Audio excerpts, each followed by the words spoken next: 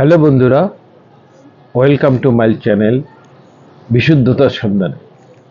তো বন্ধুরা, আজকে আমি দেখাতে যাচ্ছি যে ছাদের টবগুলি কিভাবে মাটি ভরাট করতে হবে।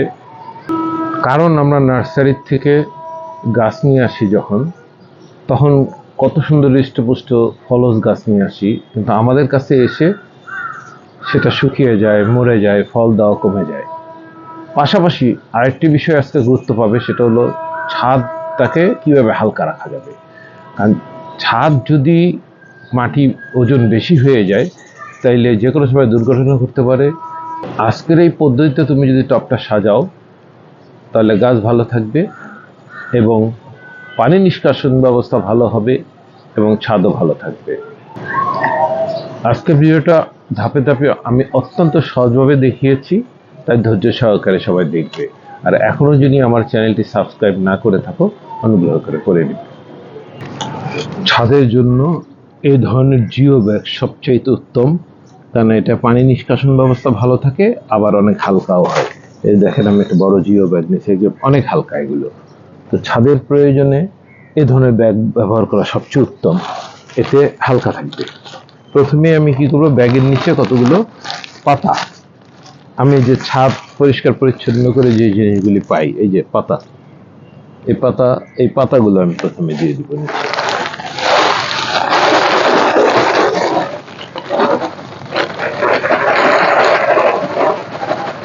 এটা হলো ছাদ ঝাড়ু দিয়ে পাওয়া গেছে। এই পাতা টাতা যা আছে সব আমি দিয়ে দিব।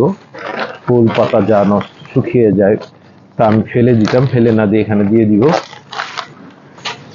এটা একে তো আমার মাটির কাজ করতেছে, দ্বিতীয়ত এটা সারে পরিণত হয়ে যাবে। আবার পানি নিষ্কাশন ব্যবস্থা ভালো থাকলো, আবার ছাদ হালকাও হইলো, কারণ পাতা একটা হালকা জিনিস। এই ধরনের পাতা আমি আরো দিব, কারণ এগুলো একসময় মাটিতে পরিণত হয়ে যাবে। 6 মাসের মধ্যে এগুলো মাটির সঙ্গে মিশে যাবে, সারে পরিণত হবে। আমার মাটির কাজও হইল এবং ছাদ হালকা থাকলো। সব আমার গাছ পাতা, এখানে কলার পাতা আছে, বিভিন্ন ধরনের গাছের পাতা। এবার ছাদ ঝাড়ু দিয়ে যে শুকনা জিনিসগুলো আমি পাই, সব এগুলি মাটির সঙ্গে একসঙ্গে মিশে যাবে। তো প্রথম আমি এগুলো দিলাম, এর উপর দিয়ে আমি 1 স্তর মাটি দিব। এই মাটিগুলো আমার ছাদ বাগানে বানানোই থাকে এবং খুবই হালকাভাবে এগুলি বানিয়ে থাকি আমি।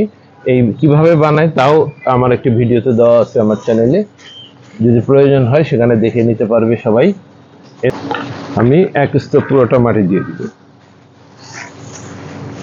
এখনো প্রচুর জায়গা, আবার এটা ডেবে যাবে, ডেবে গেলে কিন্তু আবার খালি হবে কিছুদিন পরে, আমি উপর আবার মাটি দিতে পারবো।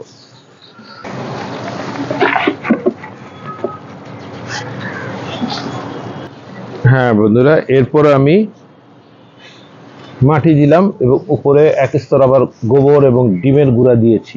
এগুলো সবই হালকা পুরাতন গোবর। এরপরে আমি কিচেন কম্পোস্ট দিব, এই যে আমার কিচেন কম্পোস্ট, এর ভিতরে আমি 1 স্তর কিচেন কম্পোস্ট দিব। কিচেন কম্পোস্ট গুলো একসময় মাটির সঙ্গে মিশে যাবে। আমি যে কিচেন কম্পোস্ট গুলো রাখছি এগুলি এখনো পুরোটা মিশে নাই। আমি কিচেন কম্পোস্ট দিয়ে দিলাম, কিচেন কম্পোস্টটা দিয়ে আমি ছড়িয়ে দিব, কেননা এই কিচেন কম্পোস্ট গুলো পুরোপুরি কিন্তু এখনো পচে নাই। তো এগুলোকে কিছুটা 50 ভাগ পচছে, এগুলোকে আমি মাটির নিচে দিয়ে দিলাম। এর উপরে যখন আমি মাটি দিব তখন এগুলি গাছও আমার আস্তে আস্তে বাড়তে থাকবে এবং এগুলি পচতে থাকবে। তারপর আমি এর উপরে আরো স্তর মাটি দিব।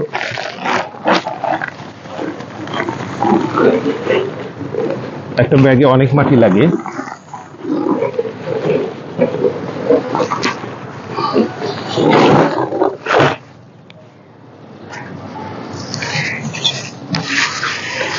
আমি 1 স্তর মাটি দিয়ে দিলাম। কিচেন কম্পোস্ট গুলো যাতে গন্ধ না ছড়ায়, ছড়াবে না, এভাবে দিলে গন্ধ কখনোই ছড়াবে না, মাটির নিচে চলে গেছে। তৈরি হয়ে গেল আমার ব্যাগ। আমি কিন্তু বেশ কয়েক ইঞ্চি খালি রাখছি। এভাবে আমি কয়েকদিন রাখবো।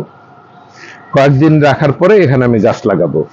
এখানে গাছ লাগানোর পরে তারপরে যখন গাছটা লাগিয়ে আমি আবার একটু মাটি দিব। এবার জায়গা রাখলাম, কারণ আমাকে খাবার দিতে হবে, কারণ এই টবটা কয়েক বছর থাকবে। সুতরাং এখানে অল্প অল্প খাবার মাঝে মাঝে দিতে হবে।